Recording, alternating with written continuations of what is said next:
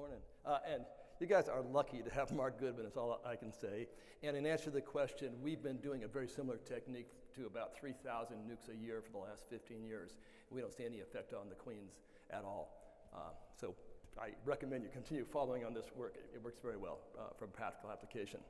I'm here from California, and it's a wonderful morning. I want to thank you guys all.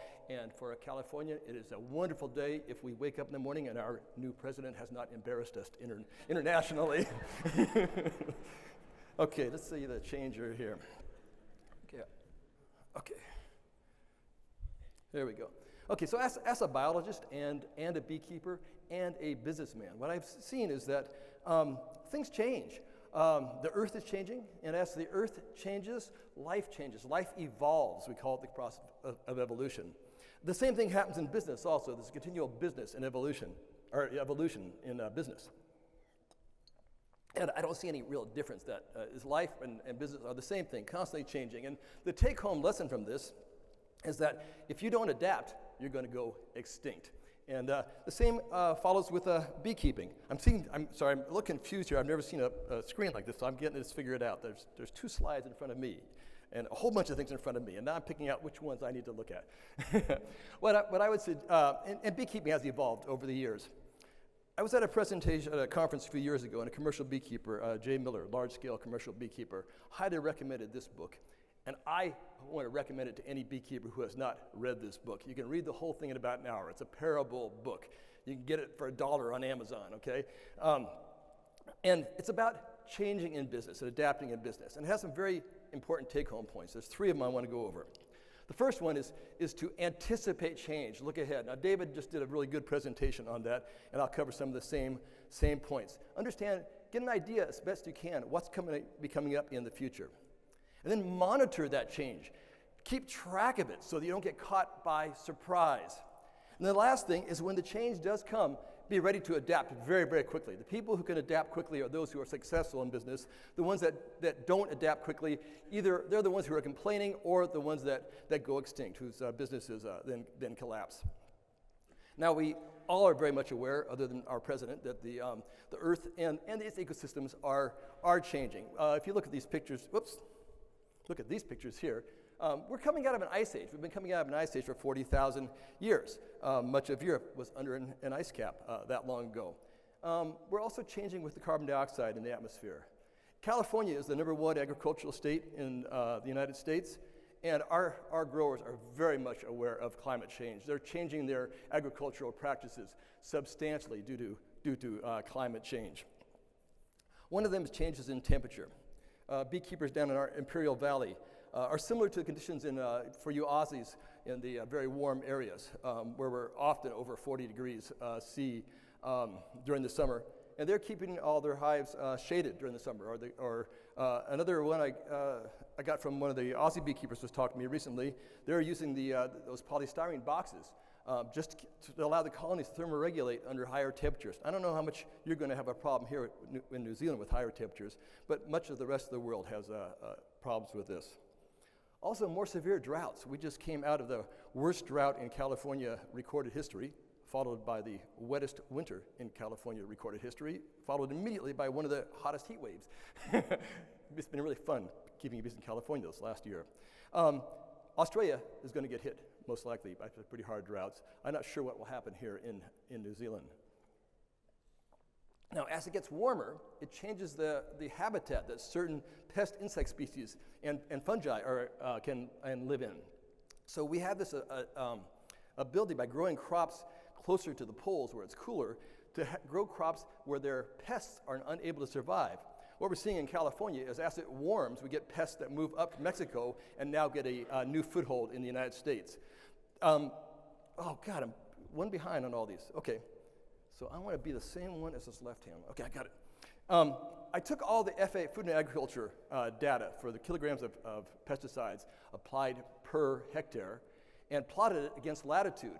And you come up with a really strong correlation right here of the, as you get closer to the equator, pesticide use goes up. Costa Rica, by the way, wouldn't fit on this chart. Its pesticide use was off the chart. So what we can expect is greater pesticide applications as it warms.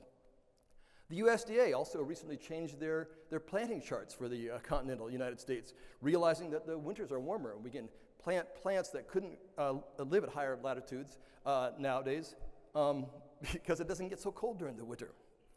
That has a huge impact on beekeepers because of Varroa. If you have a longer winter, a few years ago we had the warmest winter on record across the United States, and a buddy of mine predicted we were going to have the worst collapse of bees a year later. And a full year ahead of time, he could predict this. And the reason is that when you have a warm winter, Varroa gets a head start. It gets an extra month or so of brood rearing, and that extra month or so makes all the difference in the world further down in the line. If you look at, oh God, I'm still off. If you look down, it's one of the, I have a Varroa model I'll be showing you later during this conference I've developed. This is just a very simplified version of it here, but it shows at the normal intrinsic rate of reproduction of Varroa. And I'll show you later on. You can plug in however many months of brood rearing you have. Varroa will increase at this exponential or logarithmic rate for however many months they're rearing brood, because that's the only time Varroa can reproduce. And then when they're not rearing brood, there's an intrinsic rate of mortality for Varroa. It's very, very low, about 0.5% a day. And they drop down like this. The more months you're rearing brood, the longer this very fast growth curve is, and it makes a big difference towards the end of the season. The next thing is if you have shorter winters, that means you have longer summers. In much of the world, a longer summer means you're going to have a dearth period where there's nothing for the bees to eat. That's very stressful on colonies. It's also stressful on Varroa, so you can play it either way. But these longer summer dearths are really tough for us. And then, as David mentioned, there's phenological changes. The timing, a sequence of timing between when different species bloom and whether the bees are ready for that. And we're seeing spring coming earlier and earlier flowering, earlier leafing out on many species across the United States, and I assume across the world. The effect for us is that I've kept bees for the last 35 years in the same area, and we have a system. We know when we put our nukes out in the spring how well what they're going to build up on when we have to give them feeding or not feed them. All this has changed. We got nukes now and splits that are starving at times that we could just always have counted on nectar being there. So it's not there anymore. I'm hearing about this happening also in Australia and some people here too. The other thing is, as we increase our farming efficiency, the most efficient farming means that every photon of light hits the leaf of a crop plant and nothing else, which means there's no room for any weeds. There's no room for any other plants that bees could possibly, or pollinators could possibly forage upon. If you look at high efficiency farming now, it looks like this. It's the crop plant and it's bare dirt. Very, very difficult for pollinators to make a living. And then when we choose the crops that we plant, this is for the United States, essentially zero pollinator food for maybe 2 weeks, a little bit of nectar but no pollen, zero pollinator food. With the early cutting of the lucerne, very little pollinator food here. Out of the whole 100% of crop plants planted in the United States, only a tiny fraction have any forage whatsoever for pollinators. So this is the trade-off with the agricultural efficiency. I'll talk about that later on too. And then this one really caught me. It's an invisible change. This paper came out 2 years ago, looking at the effect of CO2 on plant growth. When you have more CO2, the plants can grow faster, but they grow faster, more carbohydrates at the expense of less protein, less iron, less zinc being really critical for bee health. And when they plotted out museum archived specimens of goldenrod, a very common pollen plant in the United States, over the years, between 1960 and 2014, there's a 30% reduction in the protein content of that pollen. Let me make one more suggestion on your book list. If you have not read this book, Bumblebee Economics, this is an absolute classic that every single beekeeper should read to help you understand just what life is. It's for bumblebees, but it applies also for honeybees. How important it is that every calorie of energy is spent well. And what's happening now is if you have a 30% reduction in protein and pollen, that means the bees have to take 1.5 times as many foraging flights to bring in the same amount of protein that they did 30 years before. They have to defecate 1.5 times as many times. They have to feed their larvae 1.5 as many times. But it's the same bee, which means the bees don't get as much bang for the buck out of the forage that they used to. This is a monster change, totally invisible to the eye, but maybe explaining why we're having problems now. When I talk to other almond pollinators in the United States, the successful guys who take bees every year, we all come up with the same number. We're all feeding about 16 pounds of very high quality pollen sub per year, split between the fall before and in the spring, in order to build our bees up for almond pollination. We used to not feed any kind of pollen sub, and the bees could do it by themselves. Nowadays, they have a very hard time doing it by themselves. We still got insecticide issues, and David spoke about some of those. And pesticides are also constantly evolving, so don't get hung up on any single class of pesticides, because it'll all be out of date pretty soon anyway. But we still have these bee kills. And we have so many different pesticides that the insects are being exposed to. You get these synergies that are unexpected. We don't know whether a synergy means it's more than an additive effect, that putting two things together makes it, the combination, have a much stronger effect than just the additive effect of the two alone. Then on top of that, beekeepers, from going not too many years ago, from totally no pesticides anywhere, we're just dumping pesticides into our hives. That raises the basic baseline of pesticide exposure before any agricultural pesticides even go in there. And it's not just even the pesticides, it's the surfactants. I know Mark's worked on this, and we're seeing this in the US. Some of the organosilicone or surfactants are as harmful to bees as the actual pesticides, the fungicides, or insecticides themselves. What we have now is, several years ago, I know you guys here in New Zealand wisely have not registered Kuhmo Phosphor for use. When we used it in the United States, there are mountains of combs that just had to be piled up and burned, that the bees were unable to raise a queen on those combs after using Kuhmo Phosphor for a few years. It just goes into that wax, and it stays there forever in that wax. You just can't get rid of it. Oh, invasive plants. Well, you guys definitely know about this in New Zealand. I put gorse in here. I had some other ones for the US. In Australia, you have your own invasive plants. And as you know with the gorse thing here, for the beekeepers, they can really be a blessing sometimes. California, we had yellow star thistle come in, terrible plant, but God, it made one of the best tasting honeys in the world. We made huge honey crops. So we, as a beekeeper, and same with Himalaya blackberry, our two main crops. They've now, with the biocontrol, controlled the yellow star thistle. But for beekeepers, sometimes the invasives are actually a bonus for us. And David talked about the parasite and pest invasions. This is the track for the U.S. And I've lived through all of these, seen each one of these new invasions come in. And typically, we lose a lot of hives. So tracheomite, we lost 70% of our hives in California when tracheomite came in. When varroa came in, I lost like 98% of my hives on the first trial, and then another 90-some% when fluvalinate failed. Small hive beetles is a big one. I was just joking the other day that the Aussies visiting here, you ought to do a gift exchange. They could give you guys some small hive beetle, and you could give them some varroa for the trip back. And then with Nosema ceranae, and this hasn't been put out in the literature much, but when I tracked the prevalence, and I talked to the USDA lab and got their raw data, as Nosema ceranae exploded in the US bee population, that's when we saw CCD really come around, the sudden disappearance of disease. And what's interesting to me is that the only pathogen that I know of that creates the symptoms of CCD, where all the bees just suddenly fly out of the hive and leave the brood behind, is Nosema. And in my own operation, I could very easily see that it was Nosema ceranae in conjunction with viruses. We ran some controlled trials, and we created CCD in a test yard in 72 hives by inoculating with a virus and the existing Nosema ceranae. In my own operation, I'm guessing you guys will probably see this. In my own operation now, we just bred for bees that just do okay with Nosema, and we don't consider Nosema ceranae to be an issue at all in my operation anymore. And someone must, David said, there's more invasives. Here's some big ones.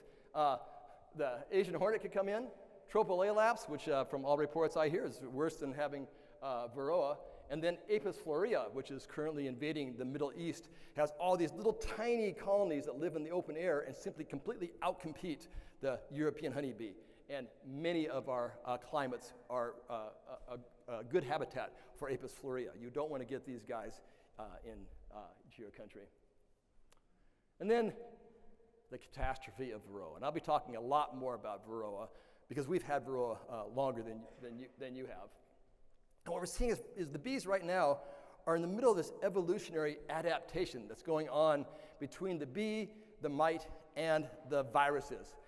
And because we've had Varroa longer than you have, I can maybe give you a little bit of insight on what you guys can expect, okay? So I pulled up my fortune teller here and asked her to explain it to you, what you guys might be able to see coming. And the reason I can guess this is going to happen is in every country where Varroa has showed up, the same path evolutionarily happens with the evolution of the viruses. And I'll talk more about that later on this week. Another issue is when you start breeding bees, breeding for any kind of stock involves genetic bottlenecking. You take a small group, a portion of the genome, and you select for that, and you abandon the wild type genome. When you do that, oops, okay, I should look at this slide. I got to cover half this because or maybe I should just look up here. So you bottleneck your genome when you do breeding. And when we're breeding for bees that we like for domestic production, it's just like breeding chickens or breeding cattle. And you're breeding for animals that do really well under domestic husbandry with a whole lot of help. And with every country except for South Africa, that help involved managing Varroa for the bees by using miticides. What's interesting, when we look at the mitotypes, which is the maternal lines of bees that are in North America, comparing the managed mitotypes to the feral mitotypes, we got between these two mitotypes, these C mitotypes, which are both Central European, the Italian type mitotypes, these make up over 60% of the maternal lines of the managed bees in the United States.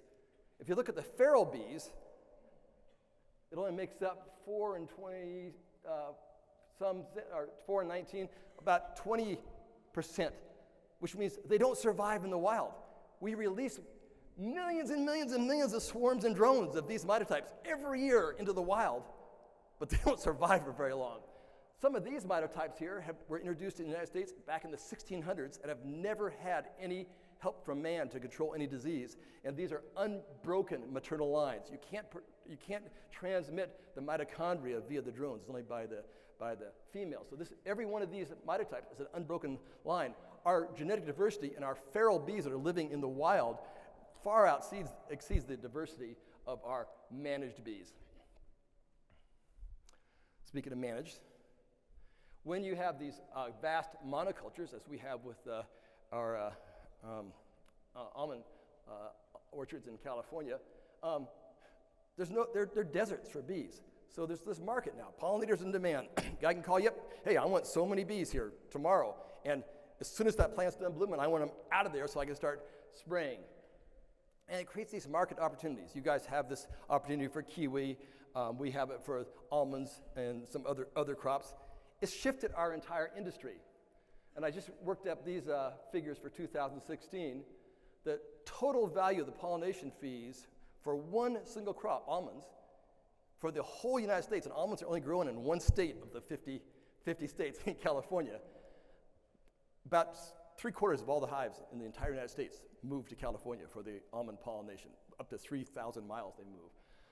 The value just for almond pollination was about $340 million. That exceeded the value of all honey produced in the whole United States for the entire year, sold wholesale. And they've been doing that for about the last several years, since about 2006 or so, running neck and neck. So we essentially are as much a almond pollination industry as we are a honey producing industry. And it's equivalent to quite a large honey crop. We actually, some of our beekeepers now are talking about putting their bees in cold storage for most of the summer and just letting them build up, putting them in cold storage, just holding them, just to go back to almonds, because that eliminates Varroa problems, eliminates a lot. Just put the bees into suspended animation if we can figure out refrigeration to do that cost effectively. The problem for producing all these managed bees is the same with any other kind of livestock. We get this concentrated animal feedlot operation type mentality. And this was a good fit for the bees, to the natural niche. Enough forage around there, a mixture of pollens come in, nectar coming in. This is not a good fit. The bees have not adapted to this fit here. This is down in Bakersfield, California, prior to almond pollination, where it's not unusual to have 10,000, 50,000 bees, hives close enough to throw a rock and hit them all. Okay? It's just amazing. And the discussion of carrying capacity. This is North Dakota. This is where about a third of all the colonies in the United States move during the summer in preparation for almond pollination. And these are just the registered locations. But the flight range is about this big around. So they're just thick in there. It's really being tough. There's not enough forage in the whole continent of the United States to keep alive and healthy the number of colonies required just to pollinate one crop in California. And when you crowd bees like that, this is like putting them all in a slum. And you're creating perfect breeding ground for epidemics. And it selects for the most virulent parasites. It selects for the most virulent new combinations or recombinations of viruses, the most virulent bacteria, the mites that are most successful at reproduction. So we bring this on ourselves. There's also changes happening now with consumer demand. And people are aware of what's happening with pollinators and with the environment now. This is a monster thing in the US, and I'm seeing it across the rest of the world. Lots of press on this. And the consumer is what drives the market. You can regulate governmentally all you want. If you want to change the market, you have the consumer change how they spend their dollars, and it works 10 times faster than anything the government can do. You get the housewife, how she spends her money at the grocery store. That will change the market in a year, much more than any amount of government regulation. And what's happening right now, the consumer's putting a lot of pressure on the growers. And these big companies, Whole Foods, just bought by Amazon, could completely change the market for organic foods across the United States and into the world. It could go really well. California, because of this consumer demand for safer pesticides, we're ramping down our relatively toxic pesticides, and much more of our pesticides that we're using are organically approved.